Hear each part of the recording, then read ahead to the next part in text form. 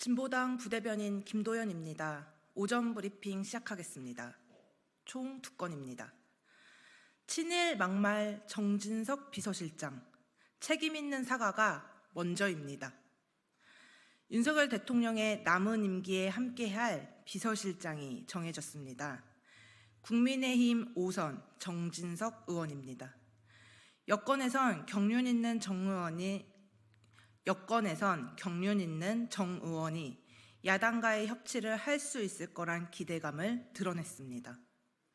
참으로 우려스러운 인사입니다. 정진석 의원의 말이 늘 논란이 되었기 때문입니다. 2017년 자신의 SNS에 국민이 좌파 좀비라며 자신의 분노를 드러냈고, 그만 우려먹으라며 징글징글하다는 표현으로 세월호 유가족에게 대못을 받기도 했습니다. 뿐만 아니라 일제를 옹호하며 식민사관을 비춰 국민의 분노를 자아냈습니다. 최근에는 고 노무현 전 대통령 부부의 명예훼손 혐의로 실형을 받고 항소심 공판 중이기도 합니다. 모두가 정진석 의원의 입이 문제였고 자신의 역할과 책임에 비껴난 행동이었습니다. 만약 이대로 그가 비서실장이 된다면 국정쇄신은커녕 국민의 외면을 받는 윤석열 정부를 유지할까 매우 우려스럽습니다. 우려를 잠재우기 위해선 과거의 막말에 대해 진정성 있는 사과가 우선되어야 할 것입니다. 그 책임에 윤석열 대통령 또한 벗어날 수 없습니다. 국민의힘 안에서조차 윤석열 대통령에게 국민을 섬기는 자세가 필요하다고 직언하였습니다. 정진석 의원을 대통령실 비서실장의 적임자라고 생각한다면 그동안 그가 국민에게 함부로 했던 말과 행동에 대해 사과를 요구하고 책임 있는 자세를 취할 수 있도록 해야 할 것입니다.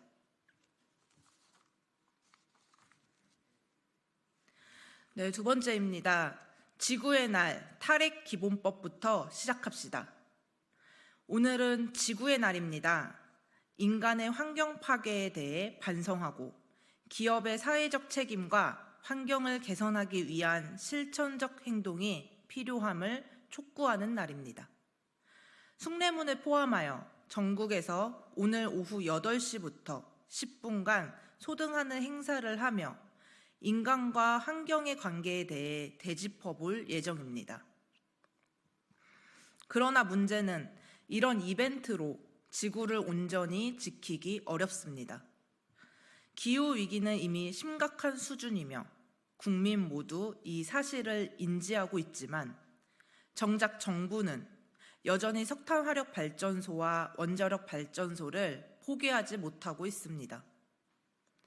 국내 온실가스 배출 1위 기업인 포스코의 자회사가 석탄화력 발전소를 건설 중이며 1호기와 2호기가 올해 완공할 예정입니다.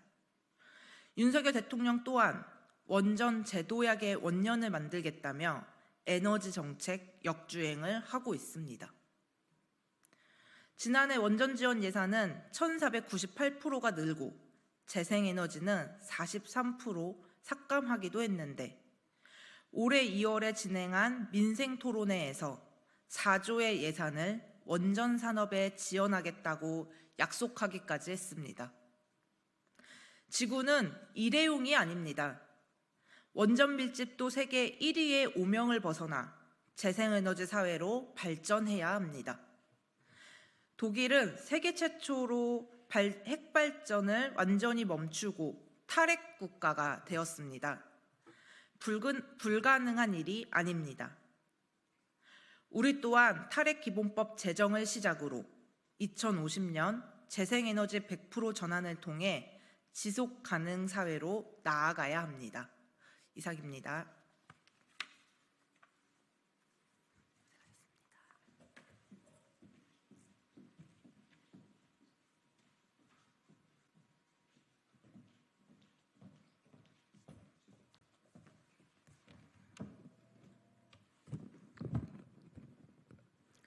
네, 네, 진보당 부대변인 신하섭입니다. 두 건 브리핑 진행하도록 하겠습니다. 전화 한 통 했다고 정치하는 대통령이라는 한심한 인식. 윤석열 대통령이 정치하는 대통령이 되겠다는 뜻을 밝혔다고 합니다. 이상합니다. 그동안은 정치 안 하는 대통령이었다는 겁니까? 홍철 없는 홍철팀처럼 어색한 말입니다. 통치가 아니라 정치하겠다는 뜻인 것 같기도 한데 그렇다면 더더욱 이상합니다. 총선 패배 후 무엇이라도 보여주고 싶었던 모양이지만 그 속내는 허술하기 그지없습니다. 대통령실 관계자는 정치하는 대통령의 근거로 이재명 더불어민주당 대표와의 전화 통화를 들었습니다. 그리고서는 대통령이 야당 대표를 국정 파트너로 인정했다고 추켜 세웠습니다. 한심합니다. 취임 2년 만에 진작 했어야 하는 일을 했다고 칭찬해 주어야 합니까? 그뿐만이 아닙니다. 연설문의 단어를 쉽게 고치라고 했다고 국민 눈높이를 강조했다고 합니다. 대통령을 보좌하고 직원해야 할 대통령실의 인식이 이토록 윤비어천가의 저자세라니 아직 국민들의 심판을 체감하지 못한 것입니까? 아니면 알고도 무시하는 것입니까? 분명하게 말합니다. 국민은 총선을 통해 윤 대통령의 스타일이 아니라 국정 기조의 변화를 촉구했습니다. 대통령실의 아니란 인식에 대통령이 하겠다는 정치도 기대가 안 되기는 매 한 가지입니다. 국정 기조를 바꾸지 않으면 국민의 심판도 계속 이어질 것입니다. 정치 못하는 대통령은 필요 없습니다. 네, 두 번째 브리핑입니다. 중구난방 교통카드 제발 합칩시다. 24일부터 K패스가 발급된다고 합니다. 기존의 알뜰 교통카드를 대체해 다음 달부터 바로 시행한다고 합니다. 국민들의 교통비 부담을 줄여주는 정책은 환영입니다. 기후위기 극복을 위해서도 민생을 위해서도 중요한 의미가 있습니다. 하지만 너무 종류가 많습니다. 서울에는 이미 100만 명이 기후 동행 카드를 사용하고 있고 K패스도 지자체의 지원에 따라 더 경기패스, 아이패스 등으로 나뉩니다. 이마저도 수도권이고 이외 지역에는 없습니다. 당장 국민들은 신문 기사를 찾아보며 내 생활 방식에 뭐가 더 나은지 따져보고 있고 청년과 저소득층이라면 고려할 게 더 늘어납니다. 그러고 난 뒤에도 사용하면서 내 카드가 이 역에서 사용이 가능한지 따져봐야 되고 지원 가능 횟수를 채웠는지까지 세야 합니다. 국민의 편의를 위한 사업인데 더 편하게 사용할 수는 없습니까? 초기 다양한 시도가 있을 수 있지만 궁극적으로는 하나의 시스템으로 통합되어야 합니다. 수도권으로 한정된 지자체별로 다른 지원 규모도 차별입니다. 중앙정부가 예산 부담을 지자체로 떠넘기기 때문입니다. 국토교통부가 역할을 더 높여야 합니다. 불필요한 시스템을 얻는 것이 아니라 교통비 자체를 인하하는 것도 방법입니다. 이상입니다. 고맙습니다.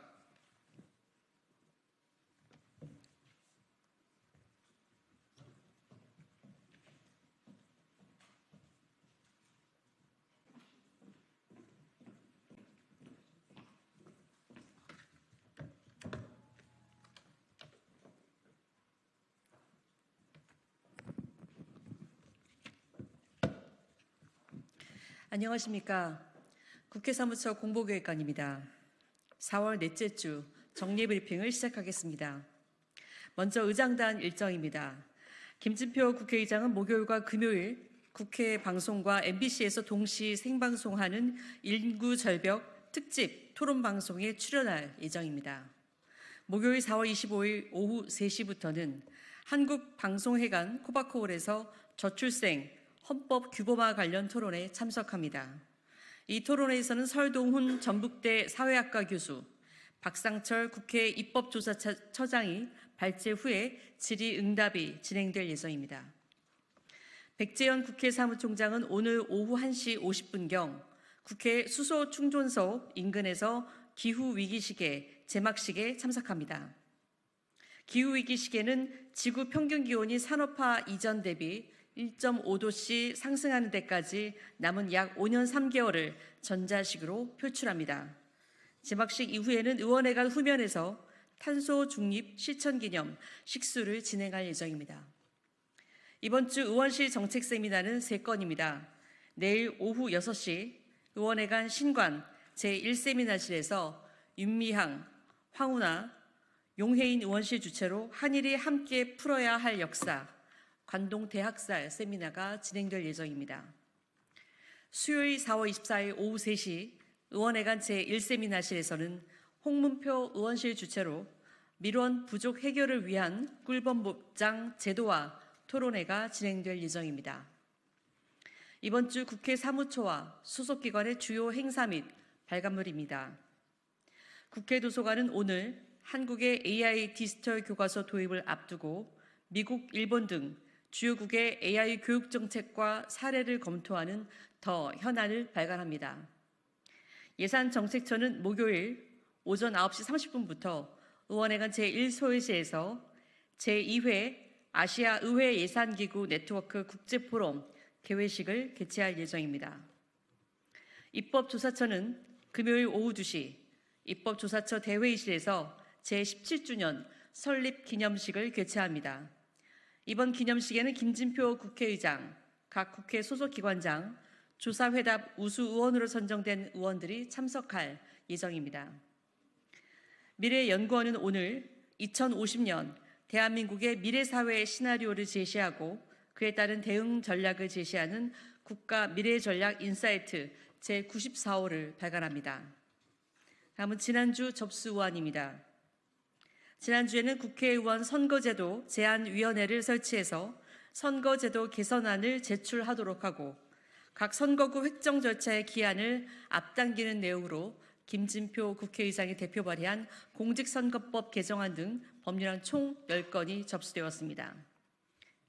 지난주 국민동의청원 현황입니다. 지난주 수요일 금융투자소득세, 일명 금투세 폐지 요청에 관한 청원 등 5만 명의 동의를 받아서 성립되어 소관위원회인 기획재정위원회로 회부되었습니다. 지난주 새롭게 공개된 청원은 어린이 관련 탑승 유기시설 안전관리 대상에 관한 청원 등 총 13건으로 지난주 새로 공개된 청원을 포함해서 현재 동의 진행 중인 청원은 총 32건입니다. 기타 자세한 사항은 이메일을 참고해 주시기 바랍니다. 이상으로 이번 주 정리의 브리핑을 마칩니다. 감사합니다.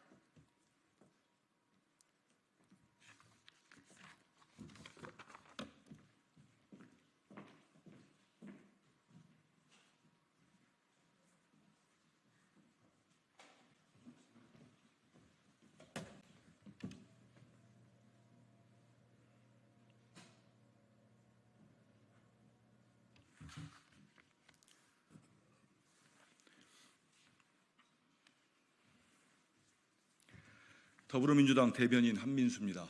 논평을 발표하겠습니다. 친윤 핵심 인사로 국정 전환과 여야 협치를 이루겠다는 말입니까?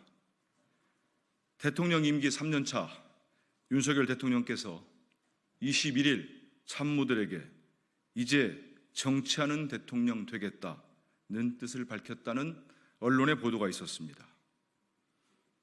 오늘 정진석 비서실장을 임명하신 것을 보니 아직도 정치하는 대통령 하실 생각이 없으신 듯합니다.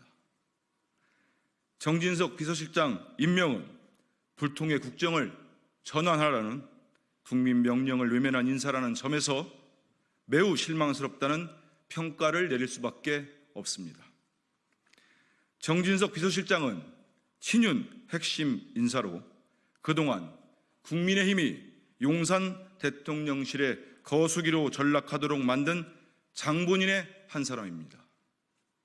윤석열 대통령은 친윤계를 빼고는 쓸 인물이 없습니까?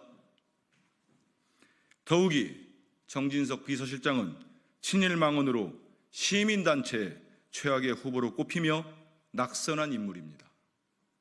비뚤어진 역사관과 인식을 가진 정진석 비서실장은 협치 대신 정쟁을 촉발시킬 인물입니다. 국민 통합에도 하등 도움이 되지 못할 것으로 보입니다. 정진석 비서실장은 고 노무현 전 대통령에 대한 사자 명예훼손으로 실형을 선고받았고 제1야당 대표에게 무수한 막말과 비난을 쏟아낸 인물입니다. 그 밖에도 세월호 참사, 이태원 참사 등에 대해 그가 쏟아낸 막말은 일일이 열거하기 힘들 정도입니다. 국민 눈높이에 전혀 맞지 않습니다. 오히려 국민 기준에 현저히 떨어지는 인사입니다. 이런 인물을 대통령실 비서실장으로 세우고서 국정 전환과 여야 협치에 나서겠다는 것은 어불성설입니다. 국정기조를 바꾸라 불과 10여일 전 선거로 국민이 윤석열 정권을 심판했습니다. 오늘의 이 인사에 대해 국민께서 납득하시지 않을 것입니다. 지금까지 해왔듯 오직 여당에 대한 영향력을 지키려는 인사라면 국민께서는 회초리로 부족했다고 판단하실 것입니다.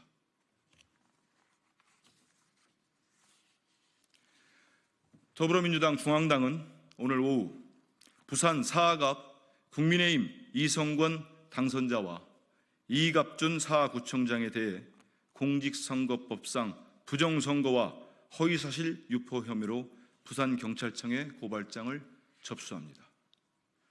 공직선거법 제255조 및 제60조에 의하면 지방공무원인 구청장은 선거운동을 할 수 없고 부정선거 운동을 한 자뿐만 아니라 하게 한 자도 3년 이하의 징역 또는 600만 원 이하의 벌금에 처한다고 규정하고 있습니다.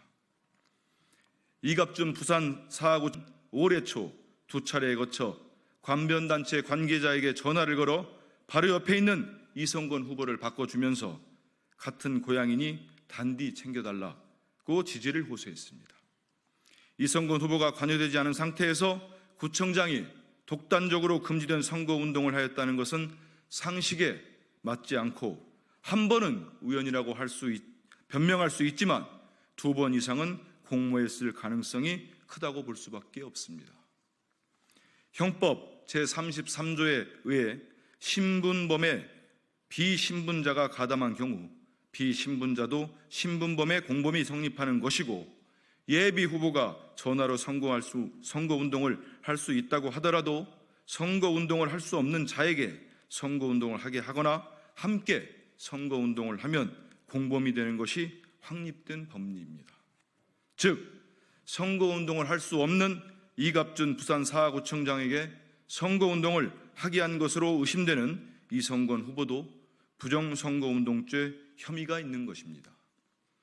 또 이성권 당선자는 위 사건에서 2번이나 통화한 관변단체 관계자가 누구인지 인지하고 있었음에도 TV토론에서는 누구와 통화했는지 모른다고 답변했습니다.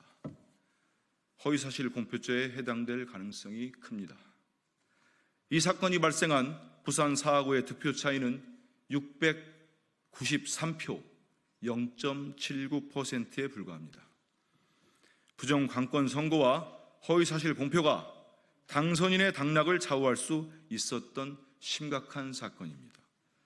그런데도 이 사건을 조사한 부산시 선관위는 사실상 혐의를 인정한 이갑준 구청장만을 검찰에 고발하고 동일한 혐의의 여죄에 대해서는 조사를 제대로 하지 않고 이성권 당선자에 대해 별도의 조치를 취하지 않았습니다.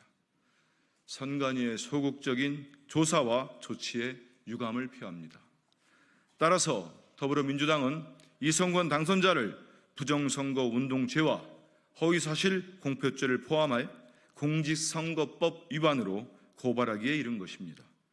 경찰은 공직선거법 9조 2항 신속 공정한 수사 조항에 따라 신속하고 철저히 수사해 사건의 진상을 명명백백하게 밝혀주십시오. 이상입니다. 이상했습니다.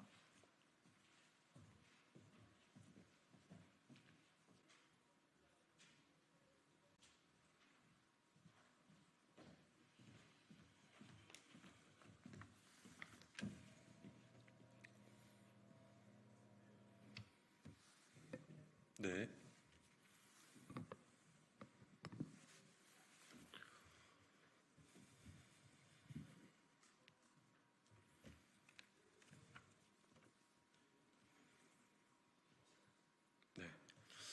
시작하겠습니다. 진보당 대변인 홍성규입니다. 한동훈 전 위원장 아들 학폭 무마 의혹에 대하여 진짜 용기를 내십시오. 한동훈 전 국민의힘 비상대책위원장이 총선 후 열흘 만에 거의 사용하지 않던 페이스북을 통해서 이른바 심경이라는 것을 밝혔습니다. 배신 등 민감한 표현에 대한 해석이야 각자 제각각일 수 있겠으나 적어도 그 길지 않은 글이 우리 국민들에게 진심으로 받아들여지길 원한다면 선거 직전에 불거졌던 아들 학폭 무마 의혹에 대한 솔직한 해명부터가 제대로 된 순서입니다. 본인의 말대로 잘못을 바로 잡으려는 노력은 배신이 아니라 용기이며 그게 우리 공동체가 제대로 작동하는 방식일 것이기 때문입니다. 지난해 5월 강남의 한 중학교에서 폭력 사건이 발생했다는 점, 그 가해 학생에 한동훈 전 위원장의 아들이 포함된 점, 그리고 한동훈 위원장의 부인 진은정 씨가 학교 운영위원이라는 점은 확실해 보입니다. 그러나 그 외의 모든 상황은 모조리 다 상식 밖입니다. 해당 학교는 학폭을 인지했음에도 정식으로 사건 접수를 하지도 법정 기구를 소집하지도 않은 채 서둘러 사건을 종결했습니다. 설사 오인 신고로 확인되더라도 종결 보고서를 남겨야 하는데도 말입니다. 그 결과 가해 학생이 명시된 그 어떤 기록도 남지 않게 되었습니다. 이 모든 사후 처리 절차가 명백한 교육부 매뉴얼 위반임에도 불구하고 관리감독에 책임이 있는 교육지원청은 학교 측의 단순한 해프닝이었다며 조사를 마무리했습니다. 윤석열 대통령과 한동훈 전 비대위원장이 상징처럼 내세운 키워드가 바로 공정과 상식이었습니다. 위 과정 어디에 공정과 상식이 존재합니까? 지금 이 순간 한동훈 위원장에게 가장 필요한 것이야말로 바로 잘못을 바로 잡으려는 용기입니다. 그럴 때 적어도 우리 국민들의 입장에서는 이른바 배신 여부에 대한 전향적 고민도 가능하게 될 것입니다. 아들 학폭 무마 의혹에 대하여 직접, 즉각 해명하십시오. 이상입니다.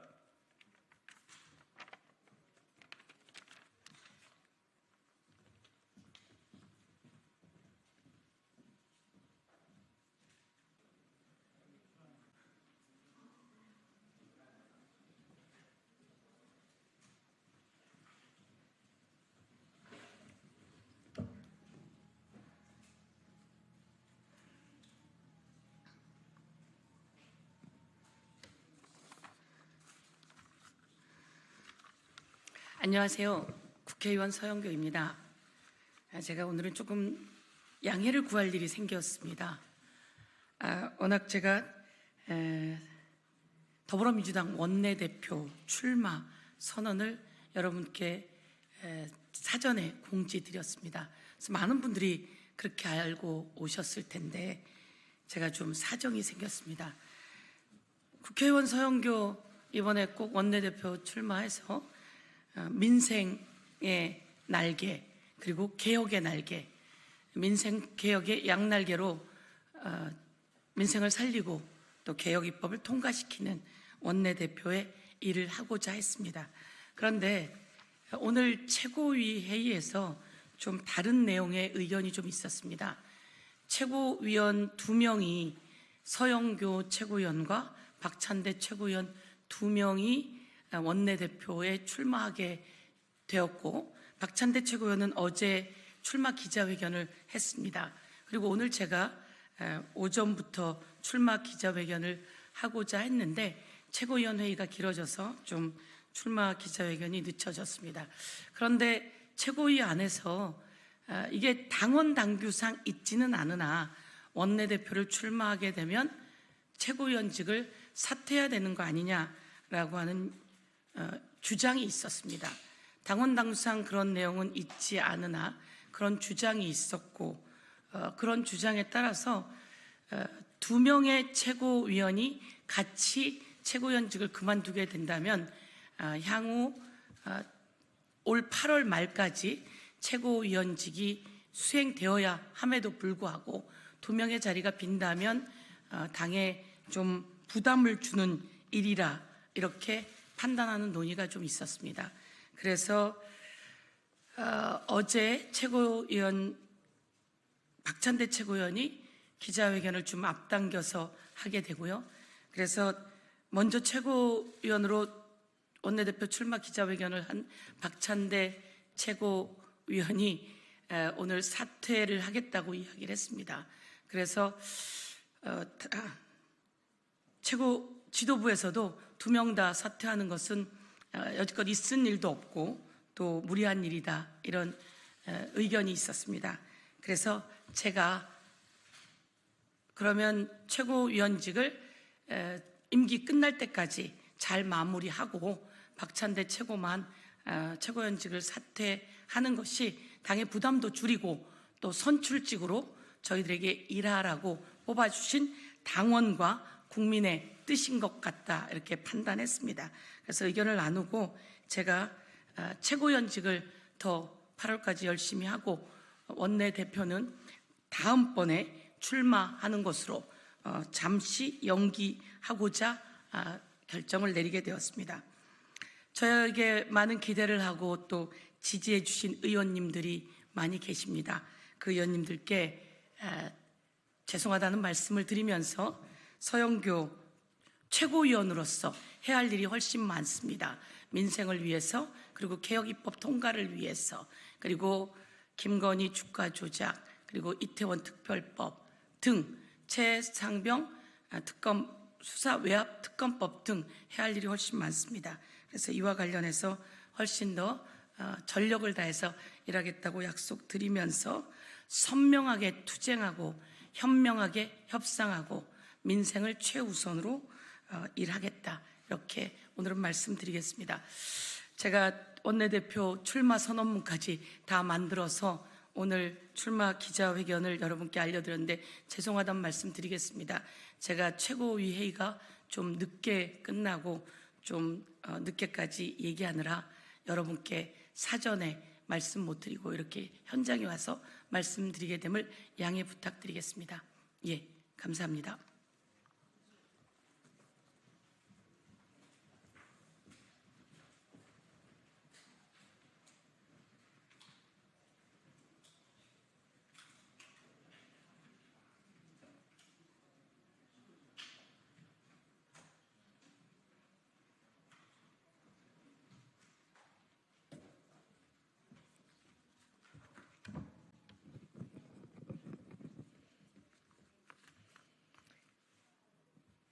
안녕하십니까. 녹색정의당 대변인 김민정입니다.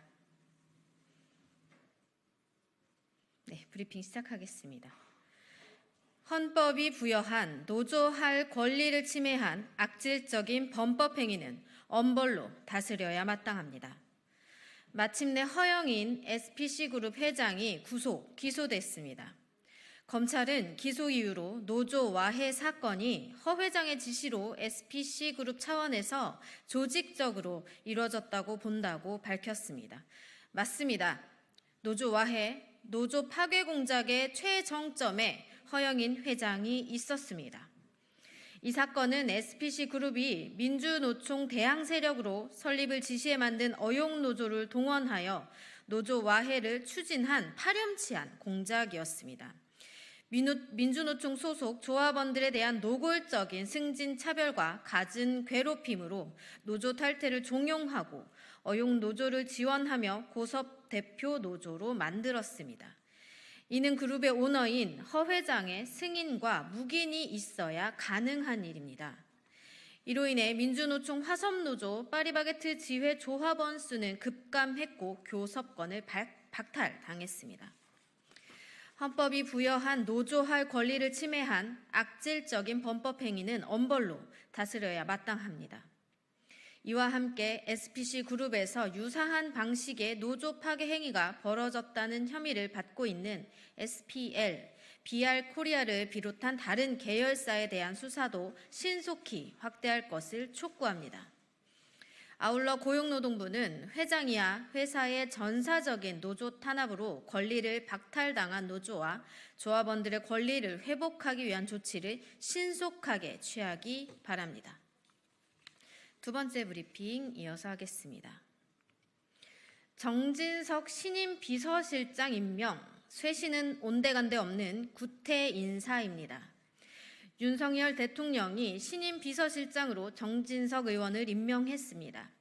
총선 참패 이후 국정 쇄신, 인적 쇄신한다더니 쇄신은 온데간데 없는 구태 인사입니다.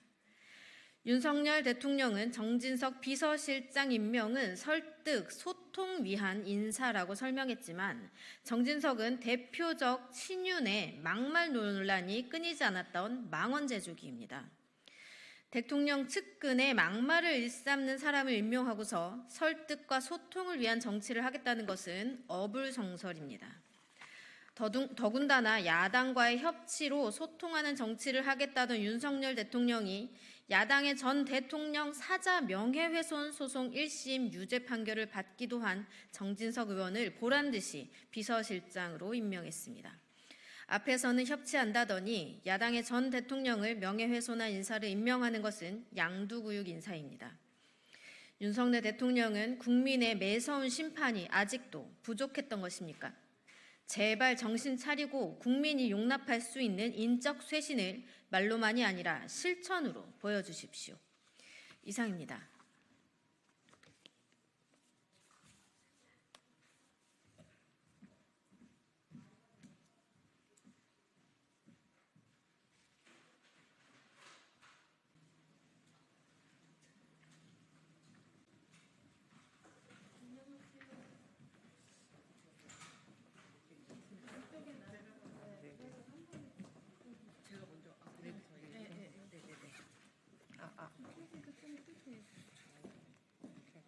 가급적 붙어서 네. 이거 다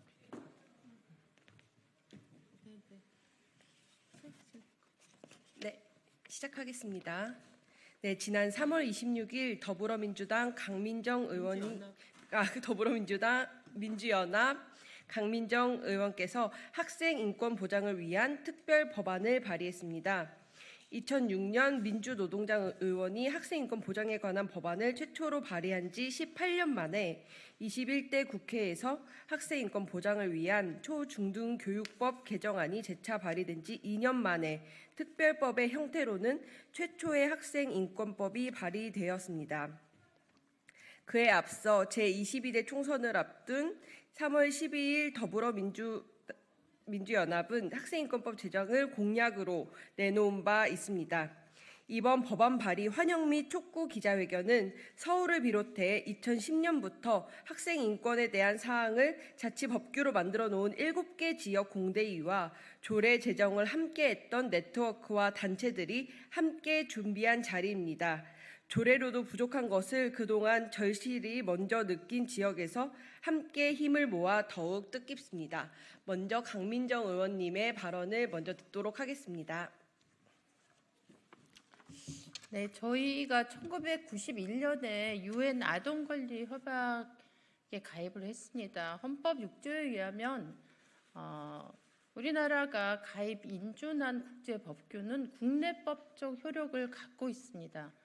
그럼에도 불구하고 협약에 저희가 가입한 그 당시로부터 또 한참 후까지 학교 현장과 그 UN 아동권리 협약 사이에는 너무나 커다란 간극이 있었습니다. 2009년부터 전국 곳곳에서 다양한 형식으로, 특히 서울 같은 경우는 주민청원 형식으로 학생 인권 조례가 발의되기 시작했습니다. 그래서 서울, 경기, 광주, 전북, 제주, 충남 이렇게 6곳 지역에서 학생 인권 조례가 제정이 되었고, 그 이후로 의미 있게 눈에 띌 만한 학생 인권과 관련된 사항들이 개선돼 나갔습니다. 그럼에도 불구하고 국가인권위원회의 그 통계를 보면은 2023년에 한 해만 국가인권위원회에 진정 사건으로 접수되는 학생 인권 관련 사건들이 1000여 건이 넘는다고 합니다. 그리고 매년 3000건 이상의 학생들이 인권 관련 상담 신청을 하고 있는 게 현실입니다. 여전히 아직도 우리 사회에서, 학교는 물론 사회에서 학생들의 인권이 온전하게 보장되어 있지 못합니다. 그런데 작년에 서희초 사건이 일어나면서 대통령이 마치도 교권과 학생 인권이 서로 대립되는 것이냐, 이것이 제로섬 게임인 양, 말도 안 되는 왜곡된 프레임을 만들어내면서 그것을 마이크 앞에서 공공연하게 얘기했습니다. 그리고 이것은 충남이나 서울에서 학생인권 조례를 폐지하는 구체적인 움직임으로 나타나기 시작했습니다. 작년 말부터 올해 초까지 지금 그나마 6군데 있는 학생인권 조례가 폐지될 것인가 말 것인가, 이런 아주 절박한 상황에 놓여 있습니다. 학생인권 조례는 그 긍정적 의미에도 불구하고 사실상 지역마다 내용의 편차도 있고, 그다음에 최근에 나타나는 조례 폐지 움직임 같은 데서 드러나는 것처럼 굉장히 불안정한 법적 체계입니다. 그래서 이번에 더불어민주당에서도 총선 공약으로 내걸었지만, 저는 사실 2020년 국회에 들어오면서 반드시 제 임기 안에 학생인권법을 법적 근거를 명확하게 안정적으로 학생인권을 보장해야 되는, 할 수 있는 그런 법적 근거를 만드는 것을 제 사명 중에 하나로 생각했습니다. 안타깝게 임기를 얼마 안 두고 법안 발의를 하게 돼서 개인적으로는 굉장히 아쉬움이 많지만, 반드시 늦었지만 아직도 한 달이 남아 있고 국회 본회의는 열릴 수밖에 없습니다. 그래서 제가 발의한 학생인권 특별법이 21대 국회가 끝나기 전에 반드시 제정돼서 획기적인 인권 개선 상황 속에서 우리 아이들이 생활할 수 있기를 간절히 바랍니다. 이상입니다. 네, 다음은 학생인권법과 청소년 인권을 위한 청소년 시민 전국행동 활동가이자 교사이신 조영선 활동가님을 발언대로 모시겠습니다. 네, 안녕하십니까. 저는 학생인권법과 청소년 인권을 위한 청소년 시민 전국행동 운영위원이자 교사인 조영선이라고 합니다. 오늘 저는 청시행 활동가이자 교사로서 학교에 또 교사에게 왜 학생인권법이 필요한지 말씀드리기 위해 이 자리에 섰습니다. 2023년 서희초 사건 이후 교육계는 큰 아픔을 겪었습니다. 안타까운 죽음의 원인에 대한 심도 있는 성찰과 구조적인 해법 대신 학생인권 조례를 탓하며 학생과 교사와 학부모를 갈라치게 하는 정부의 대책 때문에 학교는 교사, 학생, 학부모가 서로를 더 신뢰할 수 없는 살얼음판이 되고 있습니다. 작년 정부가 대책이라고 내놓은 생활지도 고시는 교사가 생활지도를 하는 근거를 가장 하위 법령인 학칙에 위임해놓고 인권 침해로 가득한 학칙에 대해서는 어떤 대책도 내놓지 않고 있습니다. 저는 이러한 상황에서 학생들은 어느 지역, 어느 학교에 다니는지, 어떤 선생님을 만나는지에 따라 다른 대접을 받게 되며 이러한 불공평에 대해 불만을 가질 수밖에 없습니다. 저는 학생인권 조례가 시행되고 있는 서울의 공립학교에 있지만 학생인권 조례에 반하는 복장 규제가 버젓이 이루어지고 있고, 지난해부터 서울시 학생인권 조례를 폐지 시도로 조례가 공격받는 동안 교육청은 이러한 인권 침해에 손을 놓고 있습니다. 이 가운데 학생인권을 침해하는 생활지도 행위로 인해 한 학생이라도 모멸감을 느낀다면 이 상황을 인권의 기준으로 제대로 다뤄줄 기구가 없기에 아동학대 신고를 고민하게 되는 상황이 벌어질 수 있습니다. 즉, 인권 침해가 가능한 학칙에 기대 교사들이 교육활동을 하다가 학생에 대해 인권 침해를 하게 되면 이를 받아들일 수 없는 학생과 학부모는 다시 아동학대로 교사를 고발하는 악순환이 벌어질 수 있다는 것입니다. 작년에 개정된 교권사법에 따라 정당한 교육활동을 아동학대로 보지 않기 위해서라도 교육활동의 정당성의 근거가 될 학생인권법이 필요합니다. 공교육이라는 공적인 역할을 담당하는 교사가 가지는 재량권의 한계는 교육의 대상이 되는 학생의 인권이 보장되는 것입니다. 시민의 안전과 인권을 보호하는 범위 내에서 경찰의 수사권이 보장될 수 있는 것처럼 학생 인권을 보장하는 범위가 명확하고 이 경계 안에서 이루어진 교육활동에 대해서 보호받을 수 있을 때 교사도 안전한 교육활동을 할 수 있습니다. 또 학생인권의 기준이 분명하고 이러한 기준에 따라 학교가 운영될 수 있도록 학생인권 옹호관이 지원할 수 있을 때 교사는 자의적인 판단에 기대 위험한 행위를 하는 것이 아니라 민주적인 원리에 의해 자신의 교육활동을 지속할 수 있을 것입니다. 교육당국은 생활지도고시라는 이름으로 교사에게 자의적으로 휘두를 수 있는 권력을 준 것처럼 포장하면서 사실상 교사에게 모든 책임을 떠넘기고 있습니다. 다양한 성장 배경을 가진 다수의 학생들 속에서 독박교실을 책임지는 교사에게 필요한 것은 독박교실을 지속하기 위한 자의적 권력이 아니라 인권의 기준으로 문제를 공론화하고 함께 해결할 수 있는 민주적인 구조를 만들고 그 속에서 학생과 함께 문제를 해결할 수 있는 토대를 갖추는 것입니다. 국민이 늘 옳다고 하면서 국민의 뜻에 반하는 일을 하는 대통령이 되지 않기 위해 국회와 언론이 필요한 것처럼 학생을 위한다고 하면서 학생의 인권을 침해하지 않기 위해 교사에게 학생인권법이 필요합니다. 다수가 함께 맞닥뜨린 문제 상황에서 무엇이 옳은지 교사 혼자 판단하도록 한다면 그 결과에 대한 책임 역시 교사에게 온전히 돌아갈 것이기 때문입니다. 학생인권에 관한 법률과 제도가 판단을 함께하고 구조적인 지원책 역시 마련한다면 교사의 부담도 줄어들 것입니다. 이번 총선의 결과는 민주주의를 이틀막하는 행정권력과 검찰 권력에 대한 심판이었다고 생각합니다. 4월 10일에 국회의원 선거에 주권자로 참여한 학생도 여전히 학교에 등교하면서 어떤 옷을 입은 날 근거로 상위 1점, 슬리퍼 마이너스 2점 등 일거수일투족에 대해 벌점을 부여받는 일상을 살고 있습니다. 누군가는 세상에 민주주의가 후퇴했다고 하지만 학교는 한 번도 후퇴할 만한 민주주의를 가져본 적이 없습니다.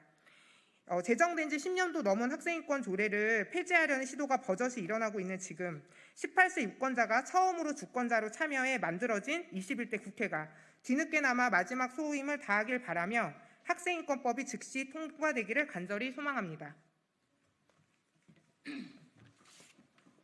네, 다음은 박은경 서울학생인권조례 지키기 공동대책위원회 상임 공동대표님을 발언대로 모시겠습니다. 안녕하세요. 평등교육실현위원 전국 학부모 대표 박은경입니다. 그동안 우리는 정말 힘들게 학생인권 조례를 제정하고 이를 지키기 위해 온갖 노력과 혼신을 힘을 기울여 왔습니다. 그동안 우리가 지키려 했던 학생인권 조례를 모함하고 흠집내고 그들만의 색으로 덧칠하여 끊임없이 공격하던 자칫 보수 세력들과 그들과 결탁한 반민주적인 정치 세력들과의 싸움도 이제 멈추고 싶습니다. 그 이유는 간단합니다. 학생인권 조례는 인권이 아닌 인권이 지닌 보편적 가치를 전부 수행하지 못했기 때문입니다. 조례라는 한계에 부딪혀 이 땅의 모든 학생들이 누려야 할 인권이란 소중한 가치를 지역에 따라 누리지 못하고 있기 때문에 지금부터는 서울은 물론 대한민국의 모든 곳에서 모든 학생이 형식이 아닌 제대로 된 인권을 보장받게 하기 위해 새로운 길을 가려고 합니다. 학생인권법 제정, 학생인권법 제정, 바로 그 길을 가려고 합니다. 1948년 12월 10일, 그러니까 76년 전 세계인권선언문이 발표되었습니다. 제1조 모든 사람은 자유로운 존재로 태어났고 똑같은 존엄과 권리를 가진다. 사람은 이성과 양심을 타고났으므로 서로를 형제의 정신으로 대해야 한다. 2조 모든 사람은 인종, 피부색, 성, 언어, 종교, 정치적 견해 또는 그 밖의 견해, 출신, 민족, 사회적 신분, 재산의 많고 적은, 출생 또는 그 밖의 지위에 따른 어떤 구분도 없이 이 선언에 나와 있는 모든 권리와 자유를 누릴 자격이 있다. 30조 이 선언에 나와 있는 어떤 내용도 다음과 같이 해석해서는 안 된다. 즉 어떤 국가, 집단 또는 개인이 이 선언에 나와 있는 그 어떤 권리와 자유라도 파괴하기 위한 활동에 가담할 권리가 있다고 암시하거나 그런 행동을 할 권리가 있다는 식으로 해석해서는 절대로 안 된다. 바로 이것입니다. 인권은 보편적인 것으로 인권은 사람들이 어떤 차이점을 지녔던 어떤 상황에 서든 전 세계 모든 남성과 여성, 어린이에게 모두 동등한 것입니다. 인종, 피부색, 성별, 성적 지향 또는 젠더 정체성, 언어, 종교, 정치적 및 그 외의 사상, 국가 및 사회적 출산, 재산, 출생 또는 그 외의 상황 등을 이유로 어떠한 차이도 존재할 수 없는 것이 보편적인 것입니다. 그래서 이제까지 경시되고 무시되고 차별받아온 학생들에게 제대로 된 인권의 가치를 찾아주기에 조례가 아닌 법으로 학생인권법 제정의 새로운 길을 가려갑니다. 우리는 헌법의 가치 실현을 하기 위해서 학생인권법 제정이란 이 길을 선택하기로 하였습니다. 학생인권법 제정 아마 더 어려움이 있을 것입니다. 그러나 우리는 이 땅의 학생들을 위해 이제까지 해왔던 것처럼 결코 포기하지 않고 학생인권법 제정을 위해 나갈 것입니다. 감사합니다. 네, 다음은 민주사회를 위한 변호사 모임 이재호 변호사님을 발언대로 모시겠습니다. 네, 안녕하십니까. 학생인권법과 청소년 인권을 위한 청소년 시민 전국행동 공동집행위원장이자 민주주의를 위한 변호사 모임 아동청소년인권위원회에서 활동하고 있는 이재호라고 합니다. 오늘 저는 다시 한번 학생인권법 제정을 위한 연대의 지지를 호소하고자 합니다. 그 누구도 모든 학생이 온전한 시민으로서 자유롭고 행복한 삶을 살아갈 수 있어야 한다는 것에 반대하는 이는 없을 것입니다. 그리고 학생인권법은 이를 위한 가장 최소한의 기준입니다. 학생인권법에 명시된 학생인권은 누군가의 권리를 제한하거나 침해하는 것이 아니라 학생이라면 보장받아야 할 기본적인 내용만을 담고 있습니다. 또한 이러한 학생인권의 보장은 단순히 학생을 아무 일하지 않고 공부만 하는 그리고 또 학교의 규율에 순응하게 하는 그런 대상으로서 보호하는 것이 아니라 동등한 인격체이자 시민으로서 살아갈 수 있도록 하기 위한 것이 한다는 것을 모두 동의할 것입니다. 이런 측면에서 학생인권법은 단순한 선언적인 의미로서의 법률이 아니라 학생 및 청소년들의 구체적인 권리를 보장하고 실체적인 보호장치를 마련하며 무엇보다 합의된 인권 보장 내용의 기준을 제시합니다. 그동안은 각 지역에서 법률에 우선하지 않는 어떤 조례로서만 학생의 권리가 제한적으로 보호되고 있어서 학생인권의 보장은 지역의 상황이나 정치적 상황에 따라 매우 달라지고 격차와 한계가 있었습니다. 따라서 이제는 법률로서 우리 사회가 합의한 학생인권의 내용들과 권리들을 명시적으로 확인하고 그에 따라 각 개인들에게가 아닌 정부와 지자체에게 그 의무와 책임을 확실하게 규정할 필요가 있습니다. 어떤 이들은 학생인권법에 대해 우려를 표하고 있습니다. 그러나 그 우려는 학생인권 법안에 대한 오해에서 비롯된 것이라 말씀드리고 싶습니다.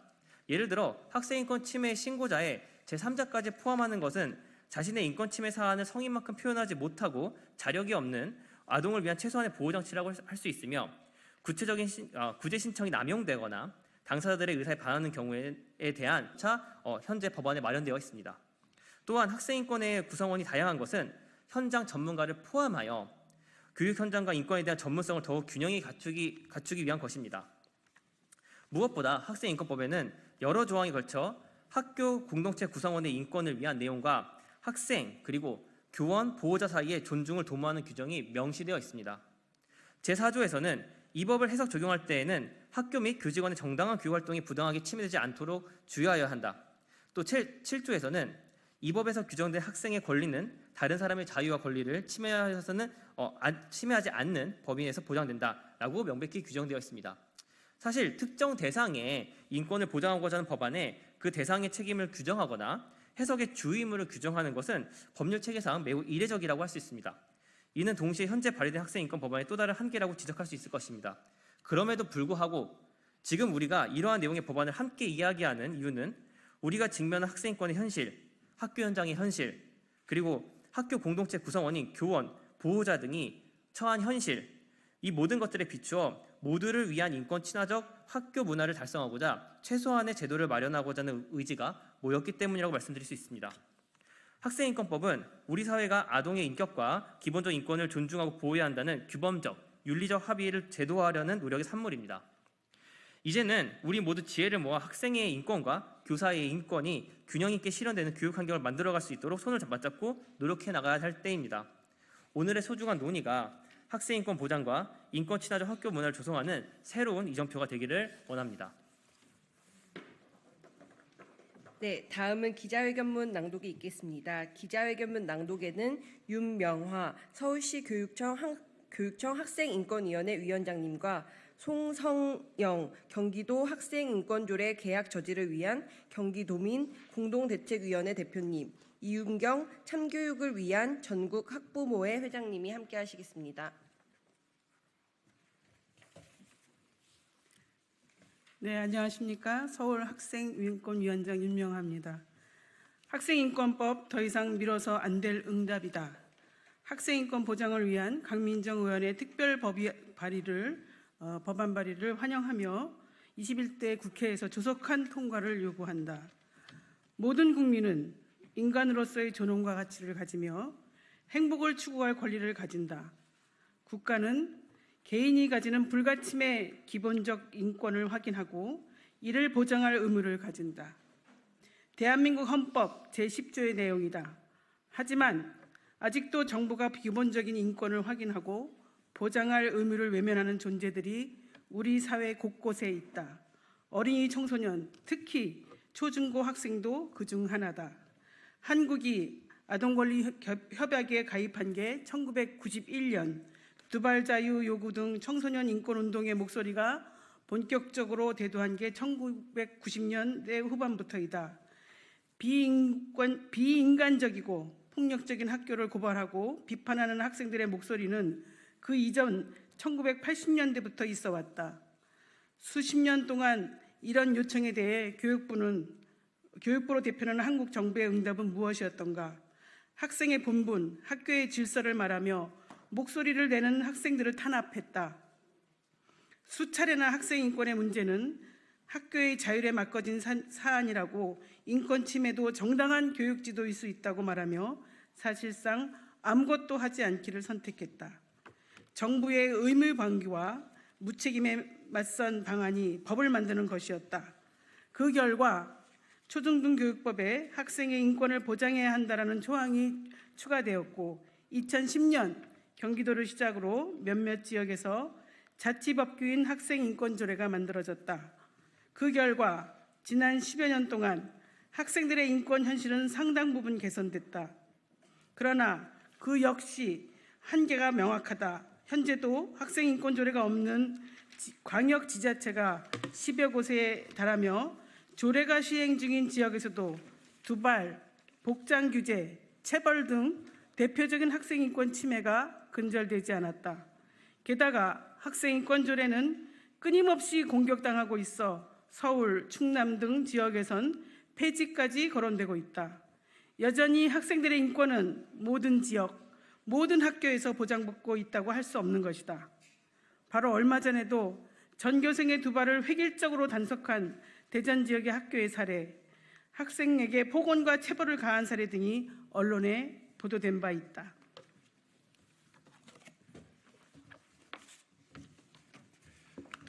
이러한 상황에서 지난 3월 말 강민정 의원이 국회에 학생 인권 보장을 위한 특별 법안을 대표 발의했다. 이 법안은 그간 대표적인 학생 인권의 내용들을 법률로 확인하고 있으며 교육부와 교육청이 학생 인권 보장을 위해 정책 수립, 침해, 구제 등을 해야 함을 명시했다.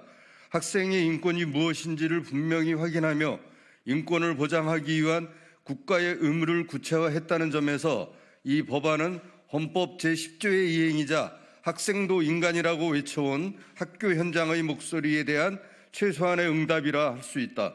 학생인권법은 2006년과 2008년 민주노동당 최순영 권영길 의원이 초중등 교육법 개정안의 형태로 냈던 적이 있다. 현재 21대 국회에도 학생인권 보장을 위한 초중등 교육법 개정안, 박주민 의원 대표 발의한 개정안이 발의되어 있다. 최초 발의로부터는 18년, 현 국회에서 발의된 지는 2년이 넘도록 학생인권법은 제대로 다루어지지 않고 있는 셈이다. 이번 강민정 의원안은 특별법의 형태로 제안된 최초의 법안이다. 학교 운영위원회 학생 참여를 확실히 달성하려면 초중등 교육법 개정이 따라와야 한다는 점 등 고려해야 할 과제도 있겠으나 특별법을 통해 학생 인권 보장의 우선성과 필요성을 강조했다는 의의도 크다. 특별법안의 발의가 학생 인권에 대해 무관심으로 침묵하던 국회를 흔들어 깨우는 계기가 되기를 바란다. 자유와 평등, 인권에 반대하는 일부 단체들이 이 법안에도 발목을 잡으려 한다는 소식이 들려오고 있다. 그러나 국회에 발의된 학생인권법이 담고 있는 학생의 인권은 헌법과 세계인권선언, 아동권리협약 등이 명시한 권리들을 구체화한 것으로 신체의 자유, 표현의 자유, 차별받지 않을 권리 등 인간이자 민주공화국의 구성원으로서 마땅히 보장받아야 할 내용들이다. 이런 권리들을 지키기 위하여 학교의 책무를 규정하고 교육부에 학생인권 종합계획 수립 등의 의무를 지우며 교육청에 권리가 침해당했을 때 도움을 청할 수 있는 절차를 마련하게 한 법안의 내용은 지극히 상식적이고 보편적인 가치에 부합한다. 학생들을 인간으로 존중하는 것에, 그리고 민주주의 사회에 걸맞는 교육에 찬성하는 모든 사람은 학생인권법에도 찬성할 것이라 믿는다. 현재 원내정당 중 더불어민주당, 정의당, 진보당 등은 총선 당시 청소년 공약으로 학생인권법을 발표했던 바 있다. 시민들이 이번 총선에서 더불어민주당 등의 다수 의석을 준 것은 인권과 민주주의를 후퇴시키려 드는 윤석열 정권을 심판하며 개혁을 추진하라는 기대를 담은 것이라고 해석할 수 있다. 더불어민주당을 비롯한 정당들이 머뭇거리지 말고 공약 이행에 나서서 학생인권 보장을 위한 법률이 남은 21대 국회 임기 중에라도 하루빨리 제정되기를 바란다. 만일 21대 국회 중 통과되지 않는다면 22대 국회에서 발의, 통과되는 첫 법안이 학생인권법이 될 것을 요구한다. 이미 너무 많이 늦었고 너무 오래 기다렸다. 국회는, 정부는 학생인권에 응답하라. 그 대답의 첫 구절이 바로 학생인권법이다. 2024년 4월 22일 공동주최 및 참여자 일동. 네, 이로써 학생인권 보장을 위한 특별법안 발의 환영 및 조속한 통과를 촉구하는 기자회견을 마치도록 하겠습니다. 감사합니다.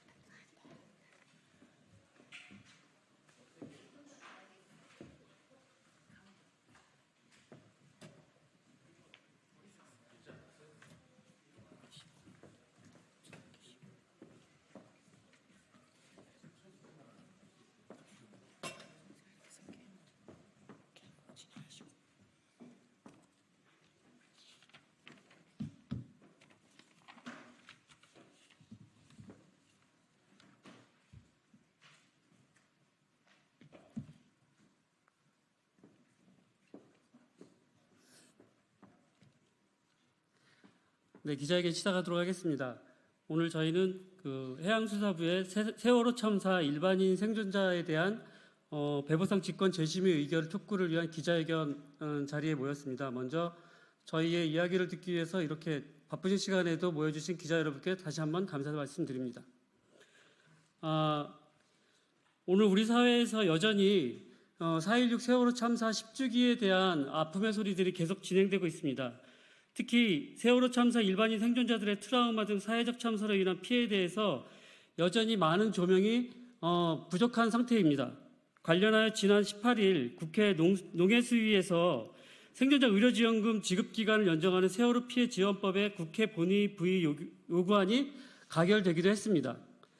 반면에 해양수산부는 최근 세월호 참사 일반인 생존자들의 배보상 관련한 직권 재심의 불가 통보를 하여 왔습니다. 많은 전문가 감정 결과 김정수 씨 등 세월호 생존 피해자들은 최소 2028년까지 트라우마에 대한 치료, 관리가 필요하다고 결정하였으며 향후 5년 동안 28%의 노동 능력이 상실될 것으로 예상되어 트라우마 지속 여부는 2028년 재평가가 필요하다는 감정 결과를 낸 바도 있습니다. 이에 세월호 참사 일반인 생존자 김정수 씨와 기자회견을 진행하도록 하겠습니다. 먼저 이 촉구와 관련된 윤미향 의원님의 말씀을 들어보도록 하겠습니다. 안녕하십니까. 국회의원 윤미향입니다. 현재 농림축산식품해양수산위원회에서 활동을 하고 있습니다. 지난주 세월호 참사 10주기가 지났습니다. 유가족을 비롯해서 온 국민이 피해자를 추모하며 아직 남아있는 문제들의 해결을 촉구했습니다. 피해 생존자들의 치유와 회복도 그 중 하나입니다. 생존자들은 여전히 트라우마로 고통을 겪고 있으며 일상을 회복하지 못하고 있습니다. 전문가들도 생존자들의 후유 장애가 다른 장애와 달리 만성화, 장기화될 수 있다라고 지적을 합니다. 그런데 정부가 생존자들의 배보상 직권 재심의 요구를 거부했습니다. 사참위는 참사 당시 정부가 피해자의 상황을 제대로 고려하지 않은 채 서둘러 배보상을 추진해 피해자들의 상태를 정확히 반영하지 못했으니 직권 재심의를 검토할 필요가 있다라고 권고를 한 바 있습니다. 파란 바지의 의인, 여러분 다 아시죠? 김동수 선생님을 기억하실 겁니다. 배가 침몰하는 중에 소방 호스를 몸에 감고 20명이 넘는 학생들을 구조했던 분입니다. 국가가 제 할 일을 하지 않았던 그 시간에 목숨을 걸었던 김동수 선생님은 지난 10년 동안 더 많은 이들을 구조하지 못했다라는 자책과 책임지지 않는 국가에 대한 분노로 고통스러웠다고 합니다. 생존자 김동수 선생님에게 지금 국가는 어디에 있습니까? 생존자들과 유가족들에게 세월호 참사는 아직 끝나지 않았습니다. 국민의 생명과 안전을 보호해야 할 국가가 고통 중에 있는 생존자들에 대한 지원을 거부하는 것은 이들을 피해서 구조해야 할 국가의 의무를 또 한 번 포기하는 것입니다.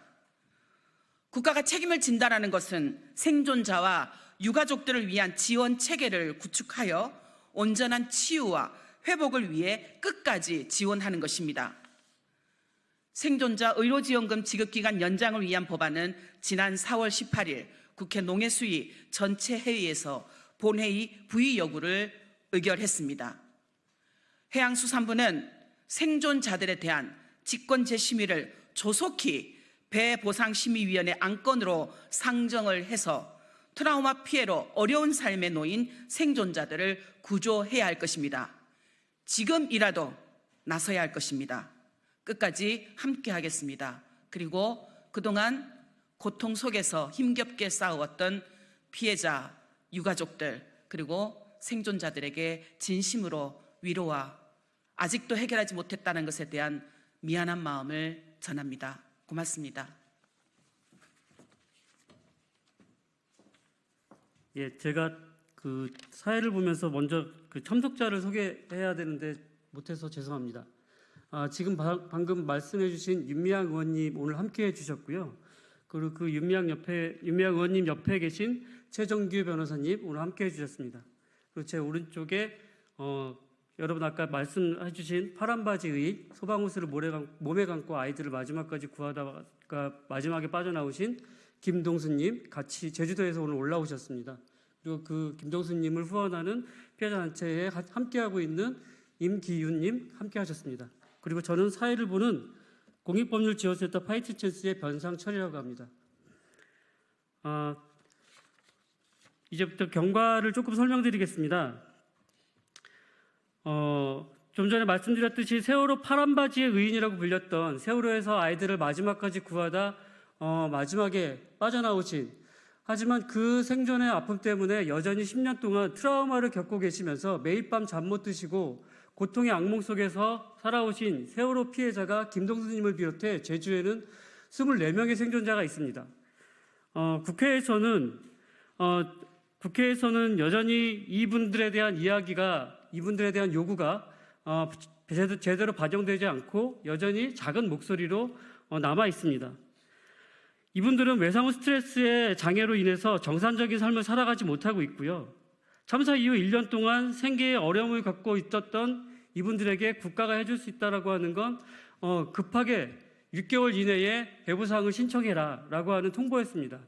당시 배부상 신청을 위해서 세브란스 병원이나 아니면 안산고대병원에서 이분들에 대한 진단서, 의료 진단서를 발급받았는데 당시 병원에서는 2년 이내에 그 발병이 지나고 나서 2년 이내에 후유 경과를 보면서 진단서를 끊어줄 수 있는데 지금 급하게 자기 진단을 받아야 한다고 하니 1년이 조금 지난 시점에서 이 진단서를 끊는다. 다만 2년이 지난 시점에 이분들에 대한 경과를 다시 봐야 된다라고 했지만 해수부는 당시 세월호 참사에 대한 피해 사실을 급급하게 수습하기 위해서 2년도 채 지나지 않은 이분들에 대한 피해를 급하게 보상 결정하게 되었습니다. 이 부분에 대해서 최근 그 세월호 사참위에서 이분들에 대한 피해를 새롭게 직권 재심의해야 된다. 해양수산부는 직권 재심의해야 된다라고 하는 결정을 내렸음에도 불구하고 여전히 해양수산부는 이 부분에 대해서 제대로 된 직권 심의 결정을 내리지 못하고 오히려 불가하다는 통보를 최근에 피해자들에게 통보한 상황입니다. 이에 대해서 피해자가 여전히 어떠한 삶을 살고 있고 피해자가 어떠한 것을 원하는지 해양수사부에게 전달할 이야기를 피해자 김동수 씨로부터 직접 들어보도록 하겠습니다. 안녕하십니까. 10년 전 세월호에 탑승했던 김동수입니다. 그리고 지금도 마찬가지지만 이 나라는 아직도 그날의 기억을 무시합니다. 국가는 치료해 주려고도 안 하고 그날도 마찬가지 구조하려고 아무 사람이 들어온 적도 없습니다. 그렇지만 지금 세월호 10주기 동안 꺾어왔던 길은 너무 참담할 수밖에 없었습니다.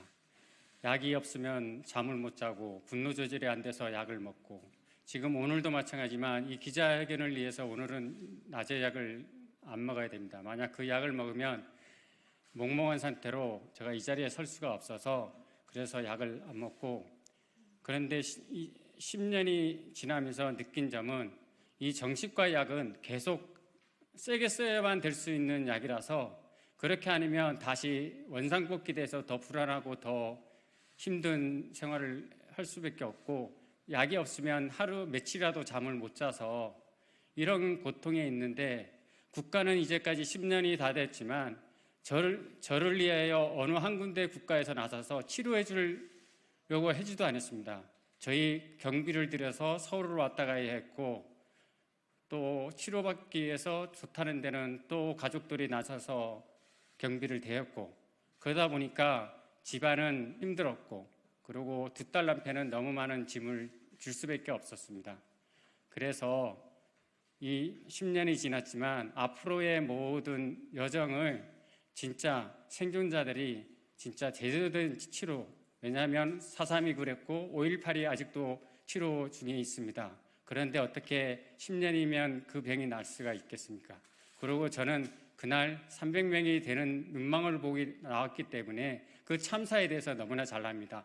그리고 그들이 창문에 붙어 있던 모습이나 나이 드신 분들이 먼저 자기 먼저 순번이지만 먼저 젊은 사람들부터 보내서 구조활동을 해서 도왔던 분들이 그 배 안에 그냥 수장대에 들어가는 모습을 저는 다 보고 나왔기 때문에 아직도 저는 그 광경이 유리창만 봐도 그날 생각이 나고 지금 3월 말에 제주도에 수학여행생이 엄청 많이 옵니다. 그러면 저도 모르게 그 수학여행 학생의 눈 맞으면 저도 모르게 눈물이 뚝뚝 떨어집니다. 그리고 고통이 잘도 심하고 이명이 심해집니다. 계속 그들의 목소리가 들리고 하다 보니까 치료라는 자체는 없고요. 제가 할 수 있는 거는 세상살이를 거의 세상 밖으로 못 나가고 거의 출근하면 출근지 있다가 안방에 가서 그냥 있다가 약 먹고 자면 그 하루 생활이 그런 생활입니다. 이 삶은 진짜 생존자로 살아가는 거는 세상 사람이 알다시피 그렇게 녹록하지가 않습니다. 또 가족들이 모든 짐을 초긴장에 삽니다. 우리 아빠가 우리 남편이 또 어디 가서 또 사건은 안 칠까? 또 분노가 생겨서 남들하고 또 싸우진 않을까? 또 저는 들어올 때 항상 비상구하고 어디가 문제점이 있는지를 다 둘러보고 들어옵니다. 그날 이후로 너무 심한 압박감이 있어서 그렇지 않으면 저희 삶이 이런 자리에 오면 더 불안해져서 어떻든 갈 수 있는 길부터 살아갈 수 있는 길부터 찾을 수밖에 없는 이 몸이 너무 부끄럽고 너무 미안합니다. 그리고 국민 여러분 제발 생존자들이 살 수 있게 이 국가가 생존자들이 살 수 있게 제대로 얼굴 들고 세상 밖으로 나갈 수 있게 많은 힘이 부탁드립니다. 네, 다음은 현재 세월호 생존자 피해자들을 위한 국가배상 소송을 진행하고 있는 법무법인 원곡의 최정기 변호사님의 향후 계획과 일정에 대한 이야기를 들어보도록 하겠습니다.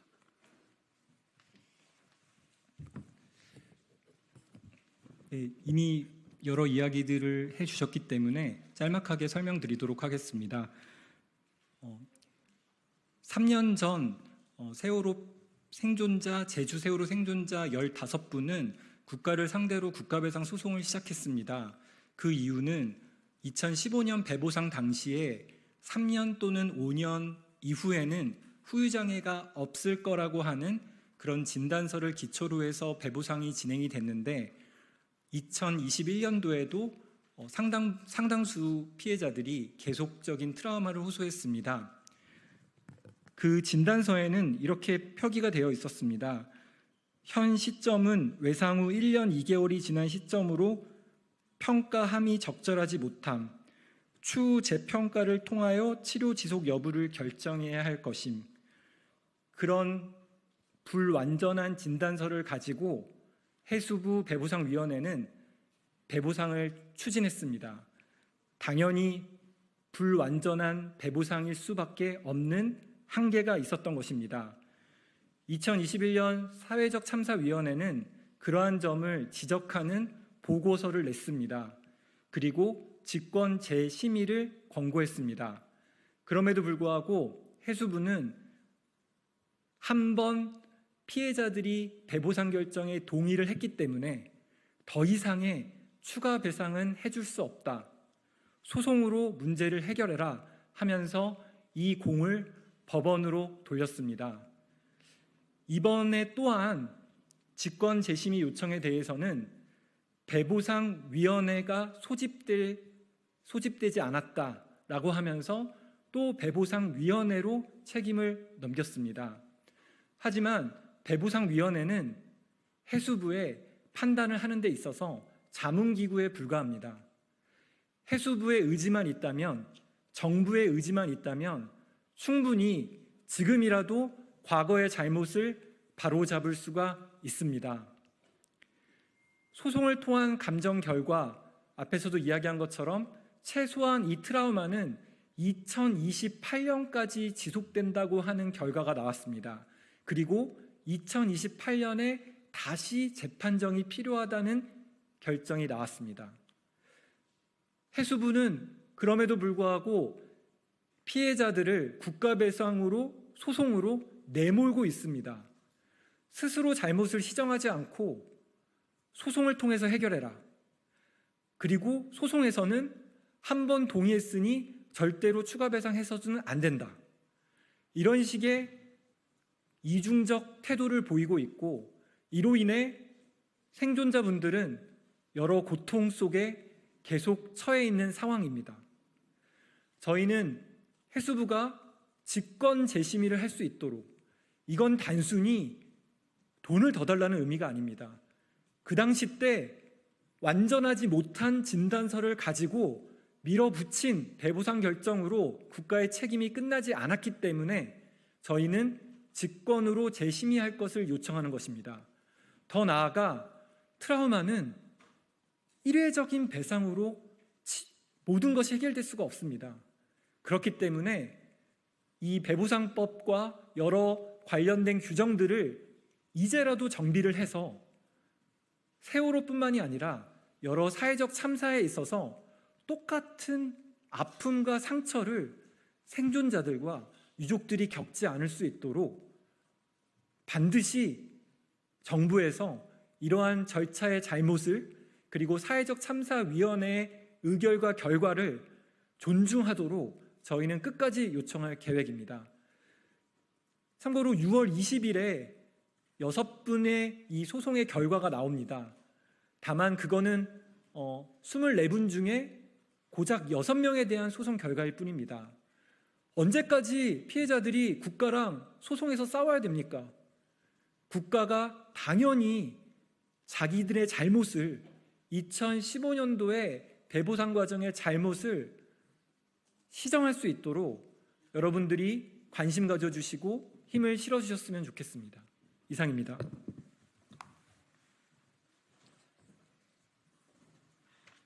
네, 그럼 이상으로 세월호 참사 일반인 생존자 해수부의 배보상 직권 재심 의결을 촉구하는 기자회견을 마치도록 하겠습니다. 예, 고맙습니다.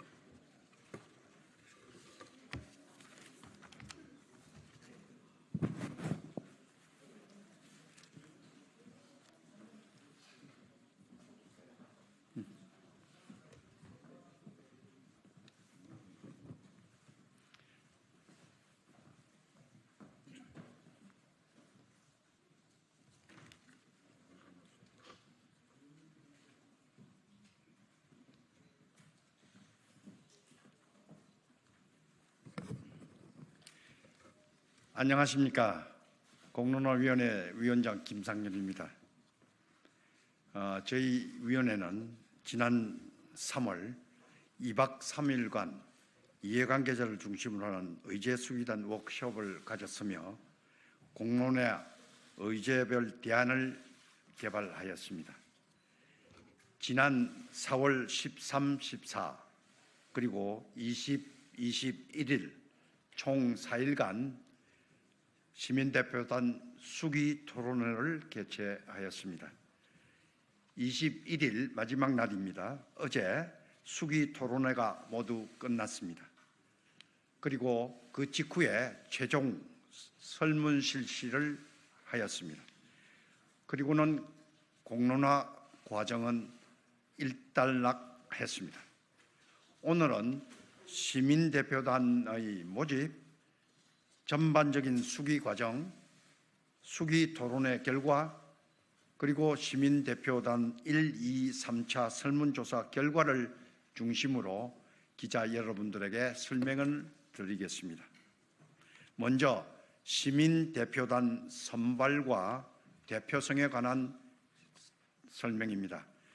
이번 공론회에 끝까지 참여한 시민대표단의 총수는 492명이었습니다. 선발 방법에 대해서 말씀드리겠습니다.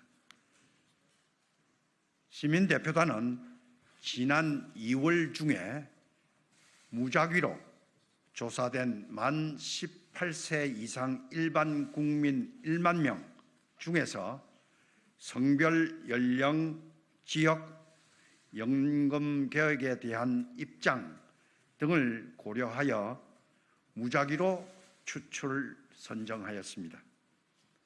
시민대표단은 한마디로 우리나라를 대표하는 미니 퍼블릭으로서 공론화위원회에서는 수기 토론회 중 중도 이탈을 최소화하는 등의 조치를 통해 시민대표단의 대표성이 계속 유지될 수 있도록 철저히 관리하였다는 점을 강조드립니다. 수기 과정이 왜 중요하나 하는 점을 말씀드리겠습니다. 공론화란 수기가 이루어지는 과정이 무엇보다 중요합니다. 학습을 통해 의제에 대한 이해도를 높여가고 전문가 발제, 토론, 분임 토의, 그리고 전문가와의 질의 답변 등을 통해 나의 의견이 다른 참여자의 의견도 경청하면서 왜 서로 생각이 다른지에 대해 고민하고 성찰하고 숙고한 후에 결정을 할 수 있도록 도와주는 과정입니다. 이번 공론화는 시민대표단의 공론화가 아니고 국민 모두가 참여할 수 있게, 그리고 국민의 관심과 이해를 높이는 계기를 만들려고 노력하였습니다. 그래서 KBS 생방송 및 실시간 유튜브 영상 등으로 분임 토의를 제외한 전 과정이 국민들께 공개되었습니다. 그리하여 시민대표단의 수기 자료도 모두 공개되었습니다. 학습 자료에 대해서 설명드립니다. 연금 개혁은 내용이 복잡합니다. 아시다시피 이해관계자의 다양한 의견들이 존재하고 있습니다. 본위원회는 이러한 환경을 염두에 두고 시민대표단이 효율적으로 학습할 수 있도록 최선의 노력을 기울였습니다.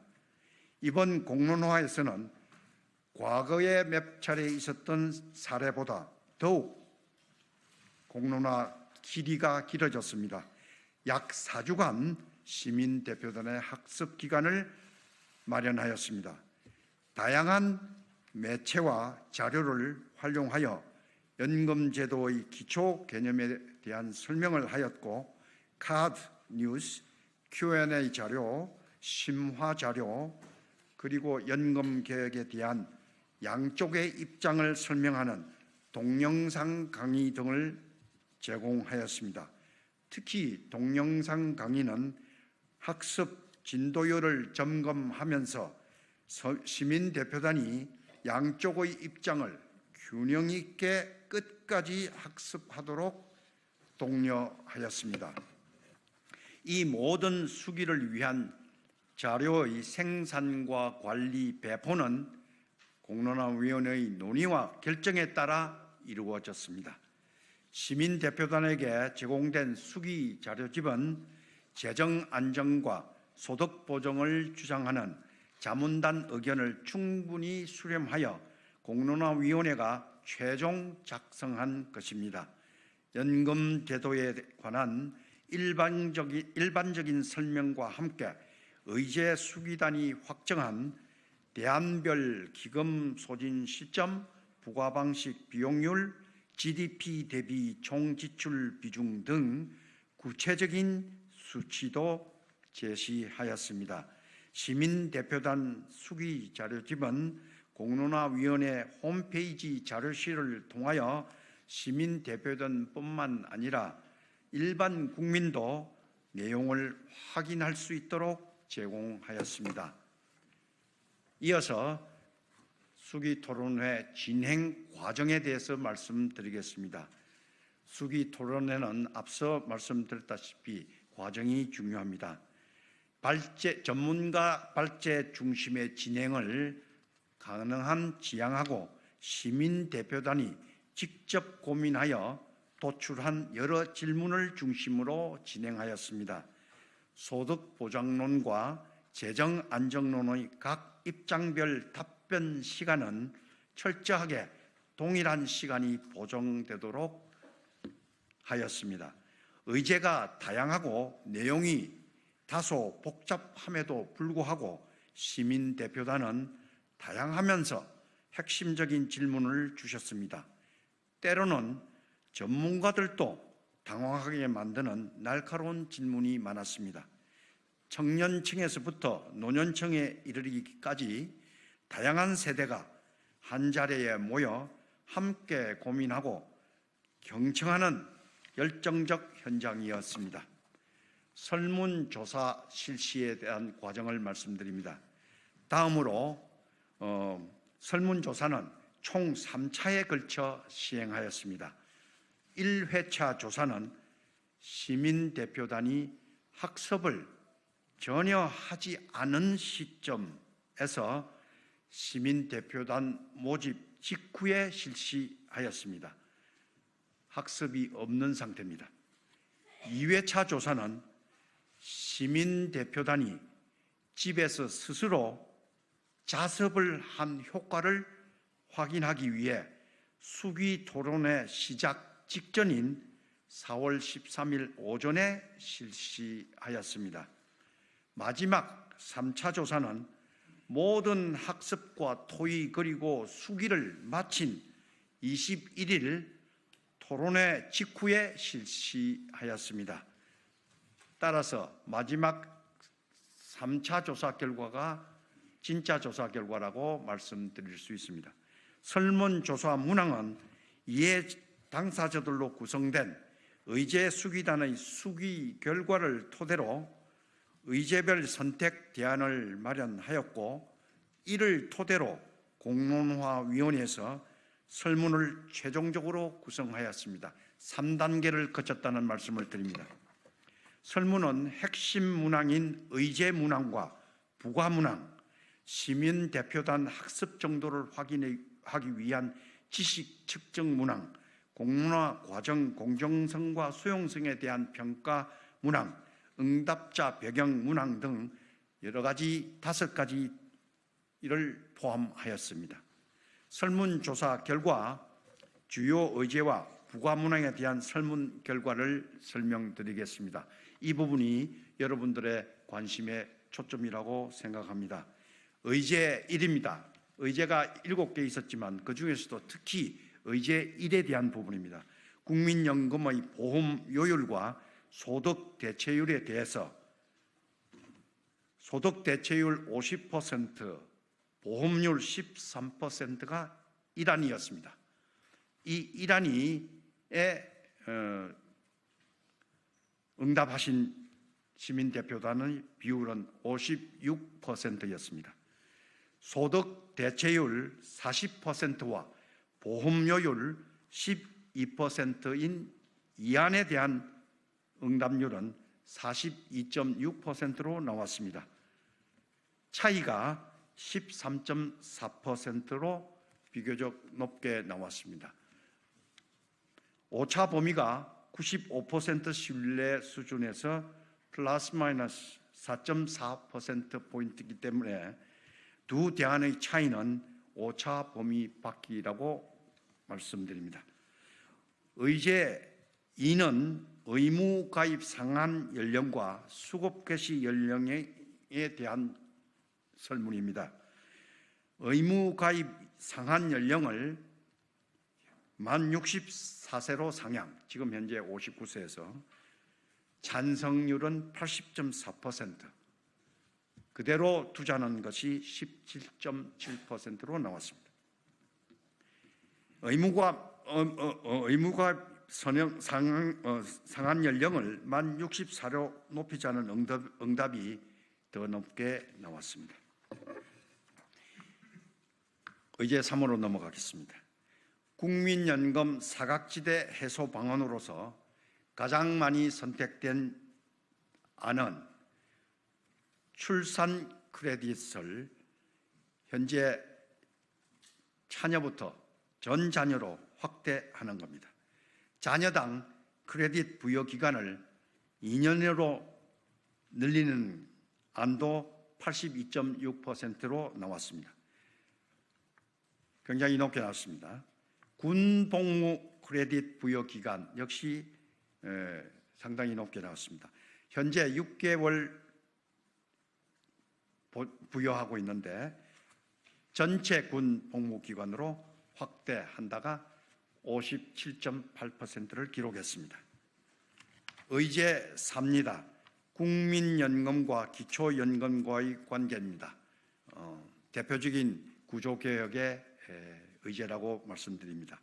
1안은 국민연금의 급여구조, 재분배 기능과 기초연금의 수급 범위를 현행대로 유지하면서 급여 수준 강화를 위해 노력한다 하는 문항이었습니다. 52.3%를 얻었습니다. 2안은 국민연금 급여 구조 재분배 기능 현행 유지, 여기까지는 1안과 같습니다. 그러나 기초연금 수급 범위를 점진적으로 축소하면서 차등급여를 해서 하위 소득자에 대한 보호를 강화하자 하는 안입니다. 이 안은 45.7%의 찬성률이었습니다. 두 안의 결과는 오차 범위 내로라고 를 기록했습니다. 의제 옵니다. 국민연금과 직역연금 간의 형평성 제고 방안입니다. 정부와 당사자가 균형 있게 참여하는 대화기구를 즉시 구성하여 개선안을 논의하는 것이 좋다는 안에 대해서 동의하는 비율이 68.3%로 나왔습니다. 더 논의를 하되 즉각 논의를 하자는 뜻입니다. 국민연금과 직역연금을 아예 분리하자는 구조개혁입니다. 분리하되 개별 직역연금의 재정 건전성을 도모하는 방안에 대해서는 보험료율 인상에 동의하는 게 69.5%, 급여를 동결한다는 데 동의한다가 63.3%로 나왔습니다. 의제 6입니다. 공적연금의 세대 간 형평성 제고 방안에 대해서는 국가의 국민연금 지급에 대한 의무를 국민연금법에 명시하는 것이 좋다. 찬성이 92.1%로 매우 높게 나왔습니다. 국민연금 기금 운용 수익률을 제고하기 위해 거버넌스의 전문성과 독립성을 강화시켜야 한다. 역시 높은 수치입니다. 91.6%를 기록했습니다. 한편 최종 설문조사에는 향후 국회의 연금개혁안 심사에 참고하기 위해서 공론화위원회 결정으로 추가된 몇 가지 질문이 있습니다. 이번 연금개혁을 통해 연장하고 싶은 기금 고갈 시점을 어디까지로 정하느냐에 대한 부과문항입니다. 그리고 국회 연금개혁 특별위원회에서 논의할 의제로 제시한 퇴직급여 개편 방안을 포함하고 있습니다. 이 안은 특위에서 논의해달라고 제시를 하셨습니다만은 의제 수기 과정에서 제외를 했으면 좋겠다는 의견이 있었고 그것을 재검토해서 우리 이 공론화위원회에서는 문항을 부과로 하나 만들었습니다. 기금 고갈 연장 시점에 대해서는 가장 길게 제시한 2090년 또는 그 이후에 해야 된다고 보는 견해가 24.1%로 가장 많았습니다. 그 다음으로는 2070년이 제시되었습니다. 17.2%였습니다. 퇴직급여 제도 개선 방안에 대해서는 퇴직금, 퇴직연금, 현행제도죠. 일부를 별도 기금으로 적립 운용하여 준공적연금으로 전환했으면 좋겠다 하는데 찬성하신 분이 46.4%였습니다. 참고로 지식 측정 문항도 있었습니다. 연금 제도에 대한 10개의 문항으로 구성된 퀴즈를 제시하였습니다.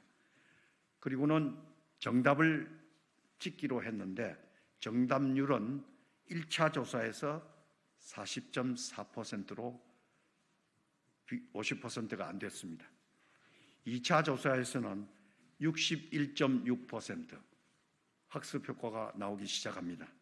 3차 조사에서는 75.6%로 수기 과정을 거듭하면서 정답률이 높아졌다. 그만큼 학습 효과가 나왔다. 이렇게 말씀드릴 수 있습니다. 자, 이제 마지막으로 앞으로 예정 사항입니다.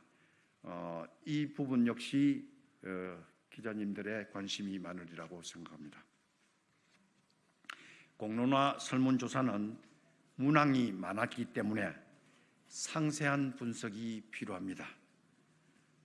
아시다시피 지금 말씀드린 단순 집계는 어제 공론화 끝나고 난 뒤에 조사를 해서 단순 집계가 새벽에 나왔습니다. 그거를 지금 자료를 만들다 보니까 여러분들의 궁금증을 일시에 다 풀 수가 없습니다. 그래서 여러분들이 제시한 질문에 대한 보다 충실한 답변은 이번 주 금요일 오전까지 마련해서 다시 보도자료를 제공할까 합니다. 수기 단계별 의견 변화와 학습의 효과성 등을 포함한 상세 결과 보고서를 1단계 보도자료가 나오고 난 뒤에는 다음 주에 보다 상세한 결과 보고서를 발표할 예정입니다. 아울러 공론화 과정과 소통, 수기, 조사 측면에서의 가장 심도 있는 활동 기록을 백서로 발표합니다. 5월 29일 우리 위원회 활동 종료 전까지 공개할 예정입니다. 다시 말씀드리겠습니다. 1차 오늘 끝나고 난 뒤에 1차 보도 자료는 금요일, 이번 주 금요일 오전까지 준비하겠습니다. 그리고 보다 상세한 결과 보고는 다음 주 중에 하고 마지막 최종 보고서는 백서 형태로 5월 말까지 제공하겠습니다. 이번 공론회의 가장 중요한 결론은 연금 개혁의 필요성에 대해 시민 대표단이 공감해 주셨다는 것입니다. 이번 공론화 과정을 통해 도출된 설문조사 결과는 국회에서 그 방향성을 충분히 고려하여 소득 보장과 재정 안정을 동시에 고려 조화할 수 있는 연금 개혁 방안을 마련해 주실 것으로 믿습니다. 지금부터는 국회의 시간이라고 생각합니다. 아무쪼록 여기 계신 언론인 여러분과 지켜보실 국민 여러분, 시대적 과제인 연금 개혁이 이번 국회 임기 내에 조속히 이루어질 수 있도록 많은 지지와 응원을 보내주시기를 부탁드립니다. 이상입니다. 감사합니다.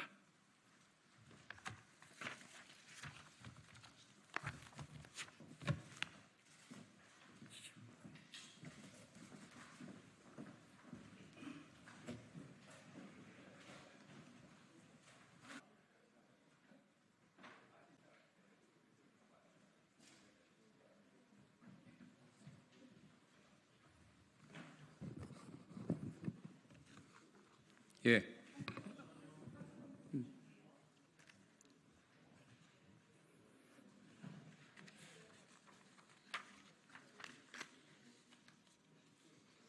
예, 앞에 그 연금개혁 특위산하 그 공론조사위원회의 기자회견과 질의응답이 좀 길어지는 바람에 제 회견도 조금 늦어졌습니다. 저는 국회 연금개혁 특별위원회 더불어민주당 간사를 맡고 있는 김성주 의원입니다. 오늘 좀 전에 발표된 연금개혁 공론조사위원회 결과에 대한 더불어민주당의 입장을 발표를 드리겠습니다. 연금개혁 국민 공론조사 결과에 대한 더불어민주당의 입장. 노후 불안 해소를 위한 소득 보장이 우선이라고 하는 국민의 뜻을 확인한 것이다. 민주당은 소득 보장과 재정 안정을 위한 입법에 적극 나설 것이다. 윤석열 정부와 국민의힘의 책임 있는 자세도 촉구한다. 오늘 국회 연금개혁특위 산하 공론화위원회가 올 초부터 약 4개월에 걸쳐 진행된 공론화 결과를 방금 발표했습니다.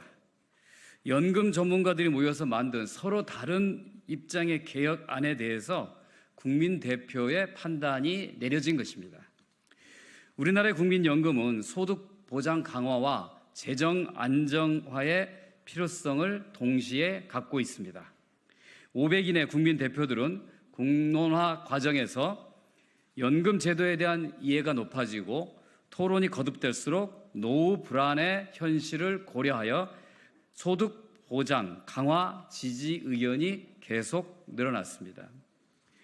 그동안 공론화위에서 국민 대표 500여인을 대상으로 국민연금 소득 보장 강화안과 재정 안정화안에 대해서 세 차례 조사한 결과 두 방안에 대한 선호가 1차 조사에서는 36.9대 44.8에서 2차 조사에서는 50.8대 38.8로 바뀐 후에 3차 조사에서는 56대 42.6으로 나타났습니다. 사전조사에서는 재정 안정론이 소득 보장론에 비해서 우세했던 데 비해서 학습과 토론을 거친 수기의 결과 재정 안정론이 42.6%로 약간 떨어지고 소득 보장론이 56%로 11%가량 늘어나는 변화를 보인 것입니다. 그동안 노후소득 보장 강화를 지속적으로 주장해온 더불어민주당은 국민공론조사위원회 결과를 존중하며 21대 국회 내에 최대한 입법 성과가 이루어지도록 최선을 다할 것입니다. 윤석열 대통령도 집권 초부터 최근까지 반복해서 연금 개혁에 대한 계속 추진 의지를 밝힌 만큼 책임 있게 나설 것을 촉구합니다. 여당인 국민의힘도 신속하게 국회 연금개혁 특별위원회 논의에 참여해서 성과를 낼 수 있도록 적극적 자세를 촉구합니다. 2024년 4월 22일 더불어민주당 국회 연금개혁특위위원 김성주, 고영인, 송옥주, 이용우, 정태호, 최혜영. 이상으로 더불어민주당 입장을 발표드리고요. 제가 밖에서 질의응답을 갖도록 하겠습니다. 고맙습니다. 수고하셨습니다.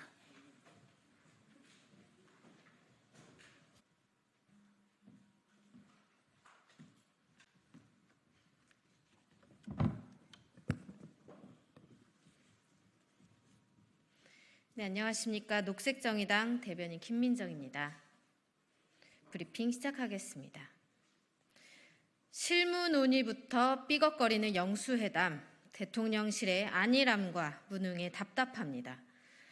윤석열 대통령의 국정쇄신 첫 발걸음으로 기대되었던 영수회담이 대통령실의 일방적 실무회의 취소로 언제 이루어질지 모르는 지경이 되었다고 합니다. 아무리 국민의 매서운 심판에 놀라 급조한 영수회담이라지만 실무 논의부터 삐걱거리는 대통령실의 안일함과 무능을 보자니 참으로 답답합니다.